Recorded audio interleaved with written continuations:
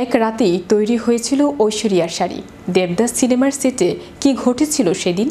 সঞ্জয় লীলা বনশালী নির্মিত 2002 সালের দেবদাস সিনেমা আজও আলাদা জায়গা করে নিয়েছে দর্শকের মনে। তবে এ ছবির শেষ দৃশ্যের করুণ মুহূর্ত যতটা আবেগময়, ঠিক ততটাই নাটকীয় ছিল এ দৃশ্যের প্রস্তুতি। বিস্তারিত থাকছে ডেস্ক রিপোর্টে।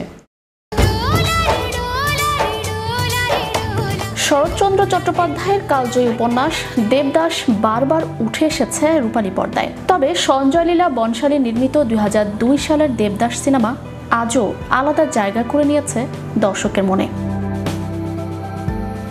ছবির শেষ দৃশ্যে দেবদাসের মৃত্যু এবং পার্বতীর ব্যর্থ ছুটে আসার করুণ মুহূর্ত যতটা আবেগময়, ঠিক ততটাই নাটকীয় ছিল এই দৃশ্যের নেপথ্য প্রস্তুতিও। জানলে অবাক হয়ে যাবেন, ছবির শেষ দৃশ্যে ঐশ্বরিয়ার যে লাল পাড়ের সাদা শাড়িটি দেখানো হয়েছিল সেটি তৈরি করতে মাত্র 1 রাত সময় পেয়েছিলেন ফ্যাশন ডিজাইনার। সম্প্রতি একটি সাক্ষাৎকারে ফ্যাশন ডিজাইনার নিতালুল্লাহ সঞ্জয় লীলা বনশালীর দেবদাস ছবিতে কাজ করার একটি দারুণ অভিজ্ঞতা শেয়ার করেন। তিনি জানান কিভাবে হঠাৎ ঐশ্বরিয়ার জন্য একটি লম্বা শাড়ি তৈরি করার চ্যালেঞ্জের মুখে পড়েছিলেন তিনি। নিতা বলেন, ঐশ্বরিয়ার লুক তৈরি করার জন্য আমাকে শুধু 1 রাত দেওয়া হয়েছিল। শেষের যে দৃশ্যটি দেখেছিলেন, সেই দৃশ্যে যে শাড়িটি ঐশ্বরিয়া পরেছিলেন সেটি প্রায় 12 থেকে 14 মিটার লম্বা একটি শাড়ি ছিল। একটি সুতির দুর্গাপূজার শাড়ির দরকার ছিল আমার। সবকিছু প্রস্তুত করে আগের দিন পরিচালককে আমি যখন দেখাই, তখন তিনি বলেন যে এই শাড়িটা যথেষ্ট লম্বা নয়।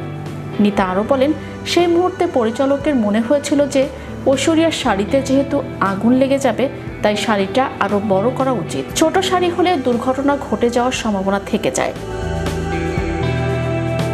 পরের দিন ছিল ওই শেষের দৃশ্যের শুটিং।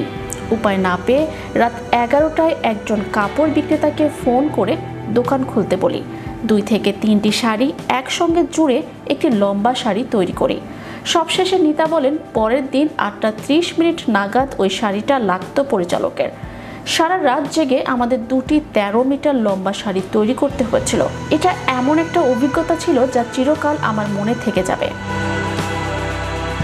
সঞ্জয় লীলা বনশালী পরিচালিত দেবদাস মুক্তি পাওয়ার পর বাণিজ্যিকভাবে ভীষণভাবে একটি সফল ছবি হিসেবে প্রমাণিত হয়। 5টি জাতীয় পুরস্কার জেতে এই ছবিটি। পুরস্কারে পুরস্কৃত হন এই সিনেমার কলা কুশলীরাও। চ্যানেল ইউরোপ বিনোদন ডেস্ক।